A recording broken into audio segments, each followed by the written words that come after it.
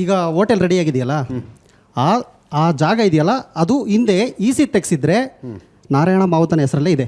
Okay okay. ಈಗಿನ ಪ್ರಕಾರ ಏನಾಗಿದೆ ಅಂದರೆ ಅದು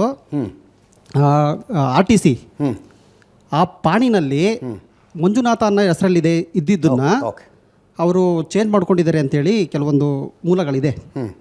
ಅದನ್ನು ಈಗ ಅವರು ಯಾರು ಈ ಆನೆ ಮಾವುತರ ಅಲ್ಲಿ ವಾಸ ಮಾಡ್ತಿದ್ದಲ್ಲ ಆ ಜಾಗದಲ್ಲಿ ಇವರು ಆ ಥರ ಕೊಡೋದಾಗಿದ್ದರೆ ಎಲ್ರಿಗೂ ಕೂಡ ಜಮೀನು ಕೊಡೋದಾಗಿದ್ದರೆ ಅವರ ತಂದೆ ತಾಯಿ ಮತ್ತು ಅವ್ರ ಮಕ್ಕಳಿದಾರಲ್ಲ, ಅವರ ಮಕ್ಕಳು ಈಗ ಬಂದು ಕೇಳ್ತಾ ಇದ್ದಾರೆ ನಾವು ಇಷ್ಟು ವರ್ಷದಿಂದ ಅಲ್ಲಿದ್ದು ಅಂತ. ಆದ್ರೂ ಕೂಡ ಅವರು ಆ ಕರುಣೆ ಕನಿಕರದಿಂದ ಅವರಿಗೆ ಕೊಡ್ಬೋದಾಗಿತ್ತಲ್ಲ ಅಂತ ನನ್ನ ಪ್ರಶ್ನೆ. ನಾನು ಹೇಳೋದು ಈ ಇದರಲ್ಲೇನು RTCಲಿ ಮೊದಲು ಆ ಹೆಸರಿತ್ತು, ಈಗ ಆ ಹೆಸರಿದೆ, ಇನ್ನೊಂದು ಹೆಸರು ಬಂದಿದೆ. ಅದೆಲ್ಲವೂ ಸಿವಿಲ್ ಮ್ಯಾಟರ್ ಆಗಿ ಹೋರಾಟ. ಅಜಿತ್ ಅದು ಸುಳ್ಳು. ನಾನು ತೆಗ್ಸಿದ್ದೀನಿ ಅದನ್ನು. ಅಪ್ಪ ಇದು ಆನ್ಲೈನ್ ಸಿಗುತ್ತೆ, ನೀನು ಭಾಳ ಕಷ್ಟಪಡಬೇಕು ಅಂತಿಲ್ಲ. ನಾವೊಂದು ವಿಡಿಯೋ ಕೂಡ ಮಾಡಿದ್ವಿ, ಆನ್ಲೈನಲ್ಲಿ ನೀವು ತೆಗೆದ್ರೆ ಗೊತ್ತಾಗುತ್ತೆ ಇದು ಇಷ್ಟು ವರ್ಷದಿಂದ ಯಾರದಿತ್ತು, ಅಷ್ಟು ವರ್ಷದಿಂದ ಯಾರದಿತ್ತು, ನೀಟಾಗಿ ಗೊತ್ತಾಗುತ್ತೆ. ಅದನ್ನು ನೀವು ಬಲ್ಲ ಮೂಲಗಳಿಂದ ಅಂತ ಹೇಳಬೇಕಾದ ಅಗತ್ಯ ಇಲ್ಲ.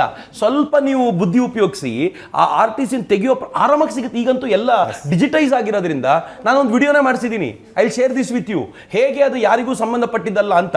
ನನಗೆ ಒಂದೇ ಒಂದಿರೋ ಪ್ರಾಬ್ಲಮ್ ಏನು ಗೊತ್ತಾ, ಇದೇ ಥರದ ಸುಳ್ಳು ಹಬ್ಬಿರೋದು. ಆನೆ ಮಾವುತಂದು ಎಷ್ಟು ಜಾಗ ಇತ್ತು ಅಂತ ಕೇಳಿದ್ರೆ 1 ಎಕರೆ ಇರ್ಬೋದೇನೋ ಅಂತ ಅಲ್ವಾ. ಇದ್ದಿದ್ದು ಇಷ್ಟು ಚಿಕ್ಕ ಜಾಗ.